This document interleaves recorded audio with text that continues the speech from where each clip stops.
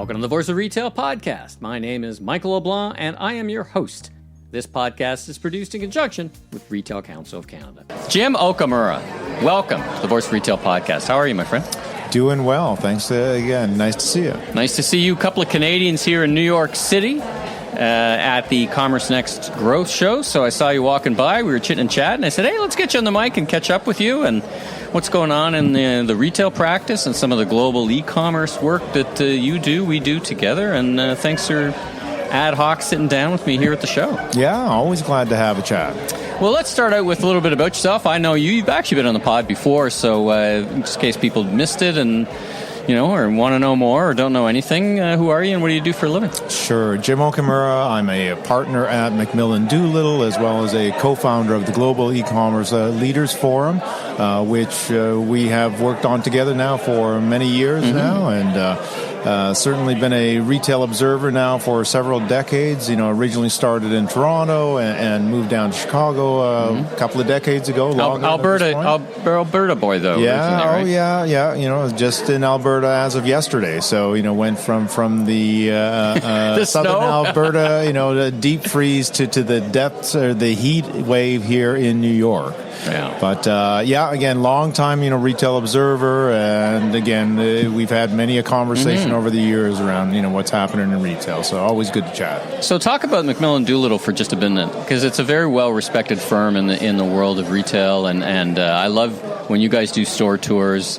I give you credit for it, but I do grab some of the ideas, or I keep an eye where you're going. Even part of the Ebeltoft group. One of my favorite reports is that report that you contribute to that looks at innovation around the world. Talk about McMillan Doolittle for a bit. Yeah, sure. McMillan Doolittle was founded in the 80s, and really our founders, really date back to the original Target strategy back, from the 70s, right? At that point, there really wasn't, a lot of advisory consulting businesses, really focused on, retail. Fast forward to today, and we're still doing some of the same work around I'd say classic strategic planning, but we really love to get into retail innovation and new store concept development work. And so my background being mostly in the digital retail space. At a certain point, it just kind of made sense that let's as we saw with the whole industry, it was something that the consulting practice it made a lot of sense to kind of join forces with them, and I merged my consulting business with McMillan Doolittle almost a decade ago. I was going to say right? about 10 years, yeah, which is almost roughly the same time as the Global E-Commerce Leaders Forum when we founded that 11 years ago at this point. So. Yeah. We're very globally minded, at McMillan Doolittle. You mentioned the Ebeltoft group. Ebeltoft Group is, we were a co-founder of that consortium of retail strategy consulting firms around the world. Mostly boutique shops in Canada, J.C. Williams, right? Yeah, exactly. Yeah. I was a part of that, group when I was a partner at J.C. Williams Group in Toronto, and we have, a lot of European members, but we have a growing kind of, membership that spans, from Asia to South Africa. In fact, our incoming, chairman, we have a rotating chairman's role. Our incoming chairman is from our South African, firm, our partners at Fernridge Consulting. So it's always great to just get that international, perspective, and that's where, we love, to produce our annual retail innovations publication, just because it really does kind of nominate, innovation around the world. Now, I love the process, right? The tradecraft behind it. Like each office or each partner is asked to find 5, submit. Here's our it's kind of like who can find the most innovative retail around the world and why? Because I love that about the report. It's not just like a long thing of retail stories. It's like, we're going to cluster them. And anyway, I'm a big fan of the report. Yeah, no, thank you. And it's something that has taken so much shape over the years. And I think that being able to kind of identify what we perceive as being like a truly different and differentiating for a lot of retailers and brands that are selling directly to consumers. A lot of it, we would be the first to admit that it's not always successful commercially, right? I mean, and that's one of those, kind of fail forward, mentalities. It's funny, interesting. I can think of many examples. I remember there was a Dutch grocer many years ago. We had them at store as a speaker. And I actually visited the store. I was in Amsterdam, and I'm like, beautiful store, right? Beautiful store, amazing. Yeah, way, I don't know, 10 years ahead of its time, something like that. But it didn't last. Yeah. Sometimes innovation is a bit too early for consumer adoption. What I like about the report and the way you guys think is how do we, we talk about trends a lot, but how do they manifest themselves in reality? Yeah. And sometimes you're a little farther ahead. We went on, Steve Dennis and I from Remarkable Retail were here doing some podcasts, and we went on our store tour yesterday. Right. And grabbed some video. And of course, we started at what is going to be the new darling, which will be overrun with consultants in January, Printemps. Right. They're just ready for a wave upon wave of retailers checking them out. And it's so interesting because, again, we had the digital director from Printemps, speak at our Global E-Commerce Leaders Forum conference, a couple of years ago. And I'd never heard of them before, and now it's on the lips of everybody in this city. Well, and, it really kind of came to mind as we were thinking through examples of localization strategies and how strong retail brands, how do they enter into a new market. And I think Printemps is probably, I would say, a bit of an extreme example because, they made a serious, commitment, to open up, that store. What architect? If you're a fan of architecture, right. If you're a fan of retail, architecture, design, oh my goodness! We were in the one room, which is their shoe room, and it's got 3 million original tiles in the ceiling, and they did a little work, and so we did some video, and what a store! It's a little bit IKEA-ish because you find yourself down stairways, and suddenly you're in different places. But it is a real statement piece. I don't know how profitable they are by square foot, but right. Again, and that goes to show that these are clearly investments in the brand. And again, really shaping how consumers and the trade to some extent, how they view those brands. And because, Printemps was not, that well known over here, even though they're kind of an everyday, retailer, in France. I think it's one of the best examples we've seen of kind of a market entry, with a splash. And in fact, that's something I've been thinking through a lot lately is just, how do brands, kind of enter a market? And we always, kind of place a lot of emphasis, on what do you know about your brand equity in that given market, right? I mean, are they just surface level aware of you as a brand, or do they truly understand, what your brand values are and what you stand for as a brand and where you are different? It's almost the difference between prompted and unprompted. It is a little bit, in my old partner from JC Williams Group, John Torrella's, lingo, it was, the difference between awareness and understanding and acceptance of the brand. And I think, a lot of, brands kind of mistake, awareness for really understanding.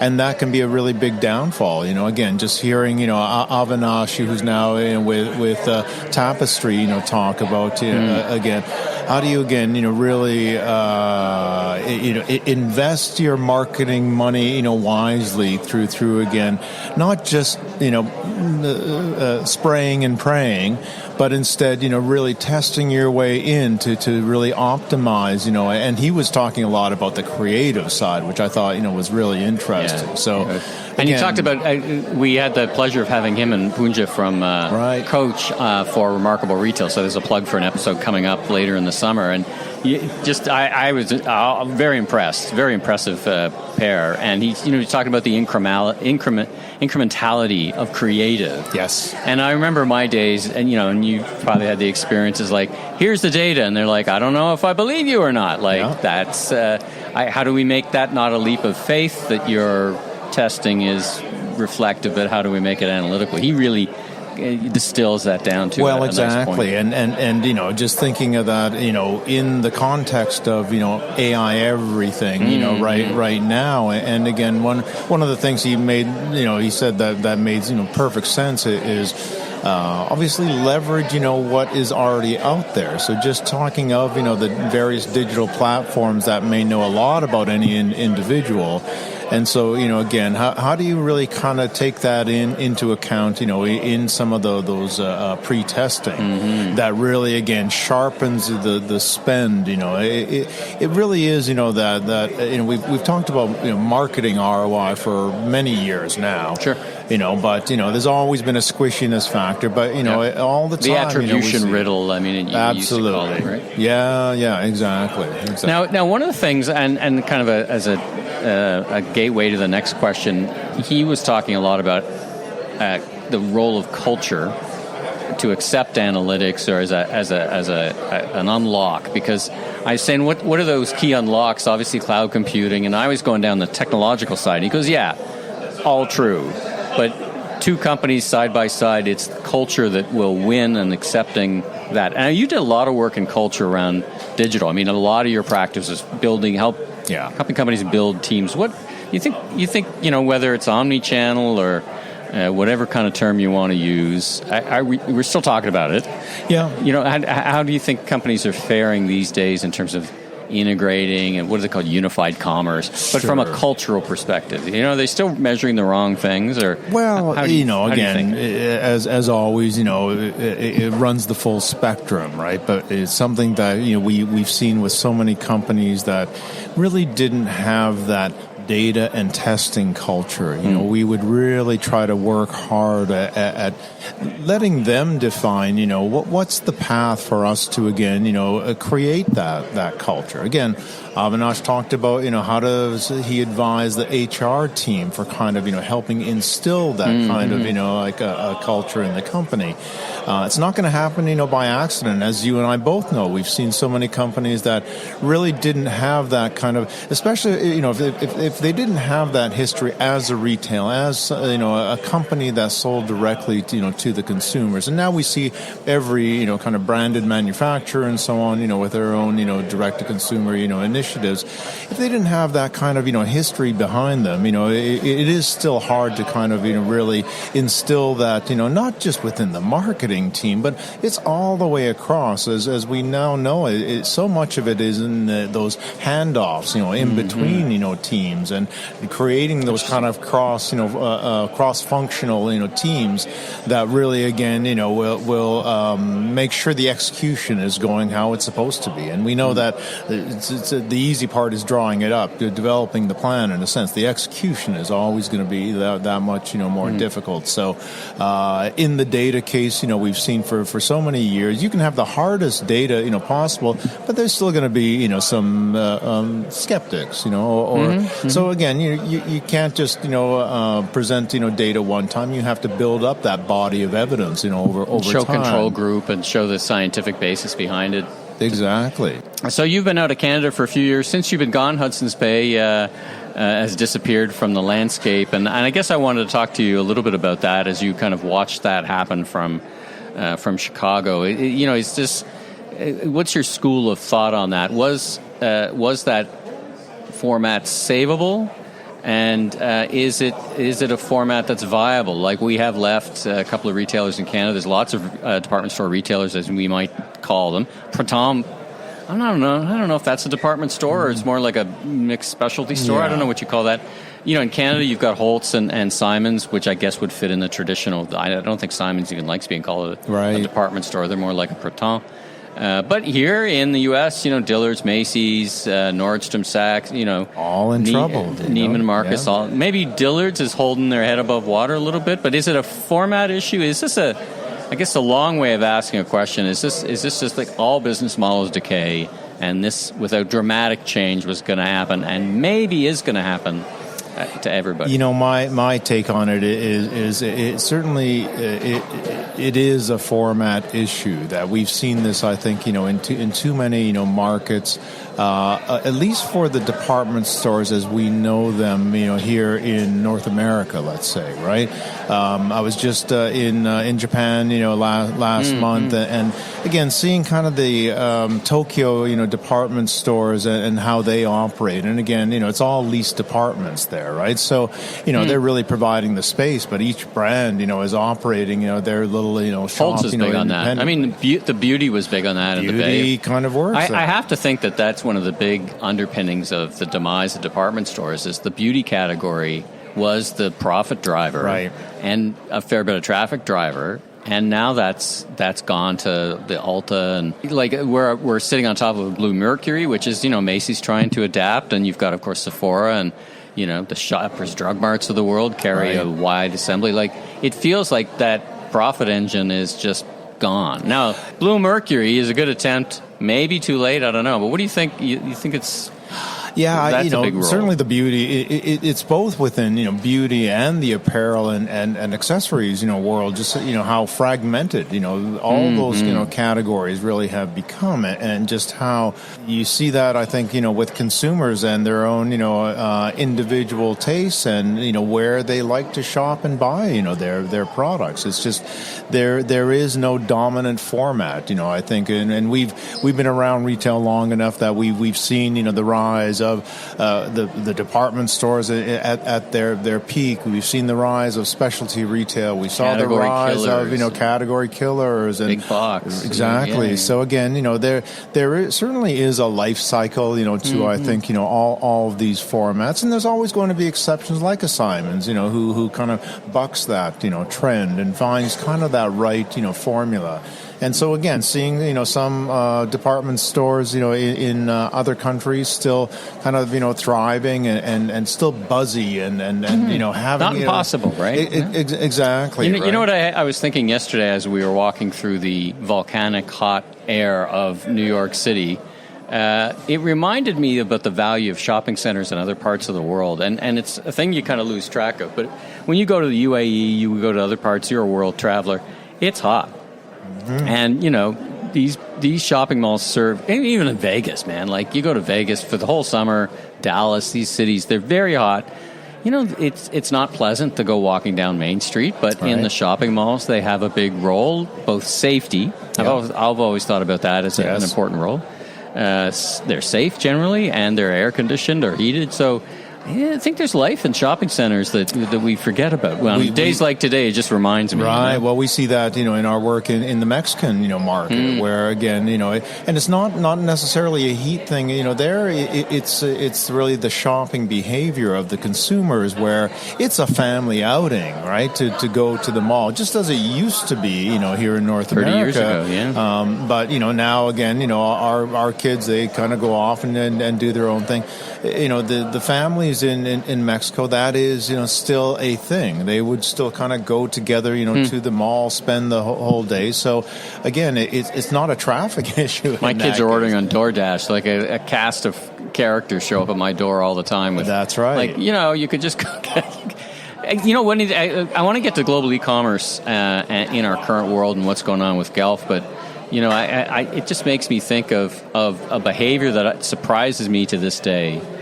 The retail, I didn't think would happen. Retailers are telling me more and more consumers are using DoorDash and Uber Eats, and consumers are paying that premium for same hour delivery.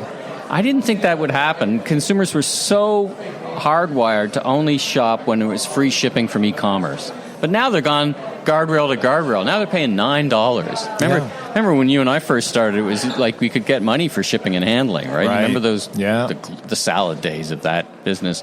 Does that surprise you at all?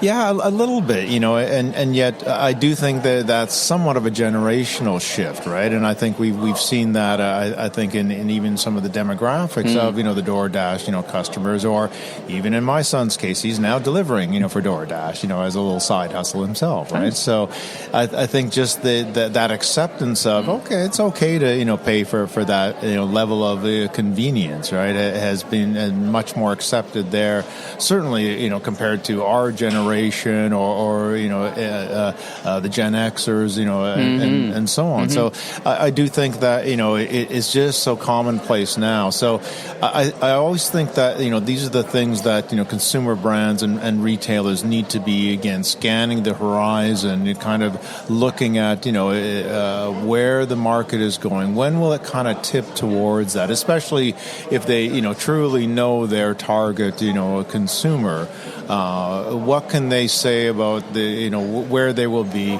a month from now, a year from now, 5 years? It feels like we've reached a little bit of a tipping point in that same hour delivery, right? Like between Instacart and all these characters who have an interesting business model, like an Instacart. They're making retail media money that helps subsidize the overall business model. It's super interesting. Not unlike retailers who are very keen on the whole retail media networks thing. It's the new thing. All right, in the time we got, we've had you on the mic before talking about GELF. We had founder as well, Kent Allen, on. Nice bench. I see we funded a nice bench in memory of Kent. Yeah. So you and I have to go golfing in San Francisco. Absolutely. And have a good IPA on that bench. Let's talk about what's going on with GELF and what you're working on and what are you observing? Sure. So the Global E-commerce Leaders Forum. We founded it over a decade ago. With a mission to really help brands and the supporting ecosystem, companies, really grow internationally. And I think while originally, our focus was primarily on direct e-commerce, direct digital, channels, marketplaces, where we're certainly included in that. We broadened kind of our programming and topic coverage, over the years to a lot of it on the urging of, some of our more experienced, brands, global brands who have many different ways that they could go to market, internationally, including license partners or franchise, models, or certainly distributors have a long history, both domestically and internationally in terms of how they would, really represent those brands, overseas. And I think, this is where we see topics like unified commerce or omni-channel, having your own stores or working with partner stores as a brand, internationally. We always thought that was going to take a long time to kind of really gain some traction, and yet I think, we've been pleasantly surprised to see how many brands have been kind of leaning into that and saying, okay, how can we work, with our distributor partners who may or may not bring a lot to the digital party, and yet, they clearly, know the local market, and I think that's what's I think exciting about what we've seen kind of in the global space is that I think more than ever there is an embracing of the how do we localize, knowing that you can't tackle it all at once. So you have to kind of really decide, what is, kind of our priority, what are some low-hanging fruit opportunities, and what are things that we're going to have to kind of really build over time and gain that internal buy-in, as we kind of alluded to earlier, in terms of the teams and the structure and then the success metrics, that we know really drives, behavior. So nice to see again, brands who are committed to international as a growth pillar in their overall, business. Really say, despite, the uncertainty of today's times in global trade, that they're not deviating from that path. They're just figuring out, how do we solve for this? This is just tell me what the guardrails or the rules are, and we'll figure out the business, and with some degree, plus or minus of percentage of uncertainty, I guess. Yeah, that's right. Now that's like 80% uncertainty and 20% guidelines, but a lot of uncertainty. But we'd like that to flip a little bit. We'll see again. 90 deals in 90 days. I think we're 2 deals, 1.5 and 70, right? And you see some of the hard data points, kind of back that up. I was reading Nikki Baird's Substack, recently, and she does a fantastic, job. But she was talking of the import volumes, out in the West Coast ports, and so just seeing again, these kind of staggering, plus or minus numbers, like, plus 20, 30%, and then down 30%, on year over year It's tough to be a luggage retailer right now, I got to think. I don't think there's luggage made outside of China in the world, kind of thing, right? Or toys. It's tough to be a definitely some categories obviously affected, more than others, but while there's this current, pause, happening, in the tariffs, everyone's trying to get things into the country. Pig in the python. It's a pig in the python. Yeah, though, right? Well, and again, just to be followed by, a feast followed by famine, as again, like they're expecting, like, the certainly the second half of, this year, again, just for the volumes to be way down. So what's the policy? Maybe we'll know in 2 weeks. Right. Maybe we'll know. But now, you're not just researching, but you're actually hosting webinars, and you're talking about reaching out to the community and helping share these insights. Talk about that for a few minutes. Sure. Yeah. Again, we're very proud of the GELF community that we kind of built over the last decade plus now, and in a member survey of sorts, that we did earlier this year. That's exactly where people were really urging us to really weigh in on some of these issues that are happening now in global trade, and how that's what's the implications for global e-commerce or global trade, for global consumer commerce in general. Exactly. And so part of that, we have been really establishing new partnerships, lately, which has been great. So I'm speaking, to a group of localization and translation experts tomorrow. I'm speaking at the Globalization and Localization Association down There's the an road. association. There is a global organization, which again they certainly are big, part of that. Or the International Mailers Advisory Group, IMAG. I'll be speaking there, kind of tied to the Parcel Forum in Chicago later in September. So a number of there's lots of chaos. I mean, DHL is not delivering in Canada anymore, right? I saw that. They're on strike, and there's legislation that they can't backfill, and they're saying, fine, we're just going to close the doors. Canada Post is perennially on the edge of disruption, and it's busy times for moving stuff around the world. And I think, we all know that it takes a village. It's not like you can do this as any company kind of doing it on their own. So I think, if anything, it's really kind of forcing a lot of, consumer-focused brands to take a look at who their partners are within their ecosystem and say, can we be, finding, a specialized expertise, right? So easy example is in just the harmonization codes to move products back and forth across, borders, and those are constantly changing. So again, in Canada, even interprovincial barriers and moving goods. So you have a depth of knowledge in retail and people and culture and strategy, and not now, but it's been developing over many, many years in global e-commerce, global commerce. How do people get in touch with you? You can reach me at either jim@globalecommerce.co or jokamura@mdretail.com. You can look me up on LinkedIn, and you can always look to our Global E-Commerce Leaders Forum podcast that you and I do together. Stay tuned, by the way, for that. If that's your jam, so to speak, lots more fun stuff coming down there, lots more insights. Jim, thanks so much for sitting down with me here in the Big Apple, the CommerceNext show. It's a real treat to see you, as always. But thank you for having me. Fantastic. Thanks for joining me on the mic. Bye for now. Thanks for tuning into this episode of The Voice of Retail. If you haven't already, follow on your favorite podcast platform so new episodes will land automatically each week. And be sure and check out my other retail industry media properties, the Remarkable Retail Podcast with Steve Dennis and the Global E-Commerce Leaders Podcast. I'm your host, Michael LeBlanc, Senior Retail Advisor, Keynote Speaker. If you want more content or chat, follow me on LinkedIn. Safe travels, everyone.